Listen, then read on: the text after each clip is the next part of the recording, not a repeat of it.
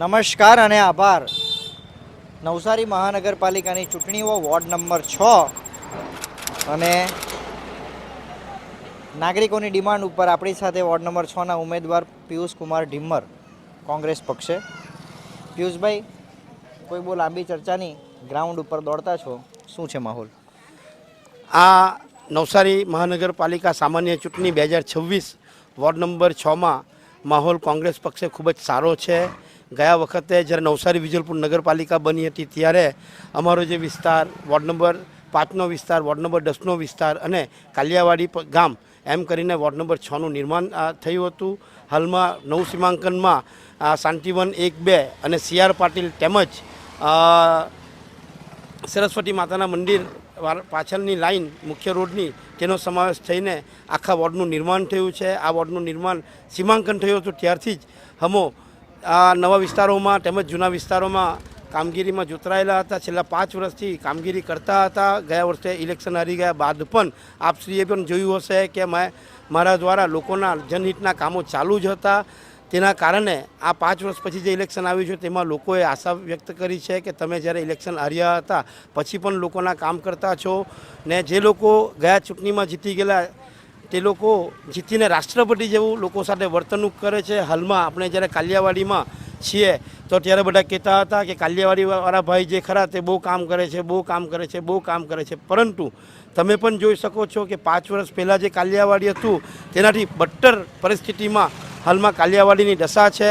પછાડી ખુલ્લું તળાવ છે, તેમજ ડ્રેનેજનું બધું જોડાણ છે. અહીં એક ખુલ્લી ડ્રેનેજ છે, તેમાં કેટલી વાર અકસ્માતના બનાવો બને છે. આગળ ખુલ્લી ડ્રેનેજો છે, તેના કારણે મચ્છરોનો ઉપદ્રવ થાય છે. રસ્તાની જો વાત કરવામાં આવે તો રસ્તાની ઉપર રસ્તો બનાવે એ વિકાસ નથી. અહીં પીવાના પાણીની રસ્તાનું મટીરિયલ તો તમે PhD કરી નાખી છે વસ્તુમાં. ને પીવાના પાણીની વાત કરે તો ત્યારે લોકો કહેતા હતા કે અમે પીવાલાયક પાણી લાવશું, પરંતુ તમે આવી ગયો ને હવે તમે ધેલ તલાવડી કે ભૂતફળિયા કે એ બાજુ વિસ્તારમાં જાઓ તો પાણી બાબતની પરિસ્થિતિ, વાપરવા માટેના પાણીની પરિસ્થિતિ ખૂબ જ દયનીય છે. એટલે આખું જો ટોટલ સર્વેયું જો જોવામાં આવે તો 5 વર્ષમાં સુશાસનની વાત માત્ર ને માત્ર કાગળ પર છે. બાકી કુશાસન જ વોર્ડનું થયું છે એમ ચોક્કસ કહી શકાય છે. તમારા ત્યાં પૂરથી પ્રભાવિત વિસ્તાર છે ભેંસદ ખાડા, તમે બી ત્યાં જ રહો છો. ભેંસદ ખાડામાં છેલ્લા 5 વર્ષમાં શું પરિવર્તન આવ્યું ઓનેસ્ટથી? અમારો જે વિસ્તાર છે, અમારો જે વોર્ડ છે તે વોર્ડ લગભગ 40થી 50% જેટલો ચોમાસામાં પાણીમાં ગરકાવ થઈ જાય છે. ભેંસદ ખાડા હોય, ગણેશ ચોક હોય, નવો મોલ્લો હોય કે કાલિયાવાડી હોય, આ બધા જ વિસ્તારોમાં પૂરના પાણી પ્રવેશે છે. ત્યારે જૂના થાનાથી ભેંસદ ખાડા જવાનું અવર જવર પણ 1-2 વાર તો છેલ્લા 5 વર્ષમાં બંધ થઈ ગઈ હતી. ખરા અર્થમાં કહું કે તંત્ર દ્વારા માત્ર ખીચડીનું વિતરણ કરીને કે પૂરી ભાજીનું વિતરણ કરીને કામગીરી કરતા હોય એનું આશ્વાસન આપવામાં આવે છે. પરંતુ જે કામો થવા જોઈએ કે જેવું ઘરવખરીનું નુકસાન થાય તો ઘરવખરી બાબતેનું સહાયતા કે કોઈને રાત્રિ વાસો કરવા માટેનું હોય તો બધું સ્થાનિક સંસ્થાઓ પર અહીંનું તંત્ર નિર્ભર થઈ જાય છે. પોતે કોઈપણ પ્રકારે એવી સજાગતા ન હોય, માત્ર ને માત્ર સરકારી સ્કૂલોનો ઉપયોગ કરવામાં આવે છે. બીજી અન્યત્ર કોઈ સુવિધાઓ તંત્ર દ્વારા આપવામાં આવતી છે નથી. અહીં જ્યારે પાણી ભરાય છે ત્યારે માત્ર ને માત્ર લોકો ભગવાન ભરોસે રહેવા માટે મજબૂર થતા હોય એવી પરિસ્થિતિ. પિયુષભાઈ, એ પાણી નહીં આવે એના માટે તમારી પાસે કોઈ ઉપાય છે?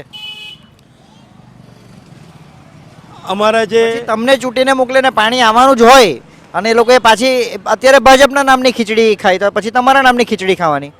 આ પાણી નહીં આવે એના માટે તમારી પાસે કોઈ ઉપાય છે?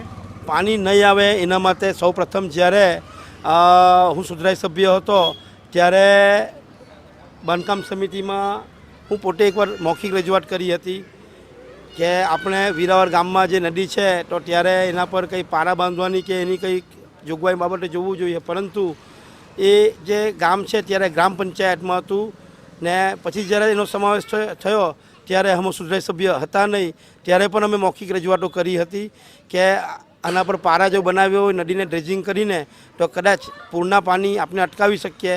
અત્યારે કમિશનરશ્રીએ જે બજેટ બહાર પાડ્યું તેમાં કરોડો રૂપિયાના ખર્ચે પારા બાંધવાના માટેનું બજેટ લાવ્યા તો છે, પરંતુ એ કામ ક્યારે થશે તે બહુ મહત્ત્વનું છે. કે થશે ત્યારે થશે. બાકી મને તો કંઈ લાગતું નથી કે આ કમિશનર શ્રી છે આજે એને કરવું હોય તો સવા વર્ષમાં કાયાપલટ કરવા માટે સવા વર્ષનો સમય તો ખૂબ જ મોટો સમય છે.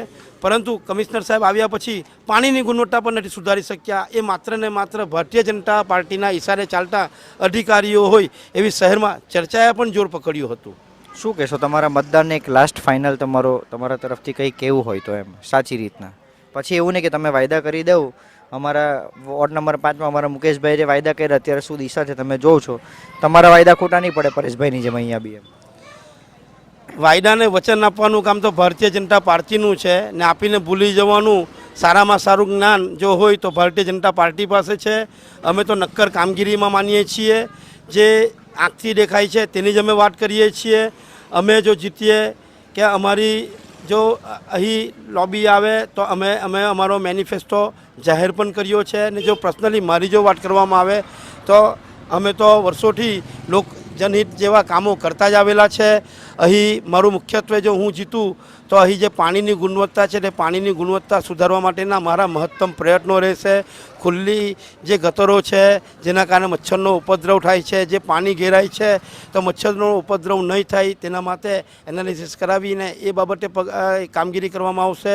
ત્રીજું કે મારો વોર્ડ જે અપ કરવામાં આવ્યો છે તો તેને રસ્તા હોય કે બ્લોકની ઉપર બ્લોક હોય તો તેને ઉખાડીને શહેરને નીચું કરવામાં આવશે, જેથી કરીને વરસાદનું પાણી જમીનમાં પચે. જમીનમાં પચવાના કારણે અત્યારે ગ્લોબલ વોર્મિંગની અસરો છે તેમાં આપણે થોડી ઘણી રાહત મેળવી શકીએ. ચોથું કે સાફ સફાઈ બાબતે પણ અહીં વોર્ડમાં ઘણી સમસ્યાઓ છે તો એમાં પણ અમે થોડું ઘણું સારું એવું કરી શકીશું. ને પાંચમું મોટામાં મોટું કે અહીં શિક્ષણ એક જ સ્કૂલ બની છે અને 2 સ્કૂલ અમારી આ વિસ્તારમાં બંધ થઈ છે. તો ગરીબ વર્ગ છે, મધ્યમ વર્ગ છે તેના બાળકોને સારું શિક્ષણ મળે તો તે બાબતેનું અમે જોગવાઈ લાવીશું. પિયુષભાઈએ જે વાત કરી અને હા સાચી વાત છે, કેમ કે અમારું મહાનગરપાલિકામાં જવાનું હોય છે, આપણે તો સત્ય વાત કરીએ, એ દોડતા હોય છે દાખલાઓ સારું, આના સારું, તેના સારું. તો પિયુષભાઈ તમને હાર્દિક અભિનંદન. તમે લડો છો, તમે ચૂંટણી જીતો, લડો અને હારો કે જીતો પણ પબ્લિકના કામ કરતા રહો. કારણ કે અમને તો વિશ્વાસ નથી કે ઉમેદવારો કામ કરે છે જીતા પછી. અમે નથી જોયા. તમે કંઈ નવો દાખલો સેટ કરો તો સારું. આભાર.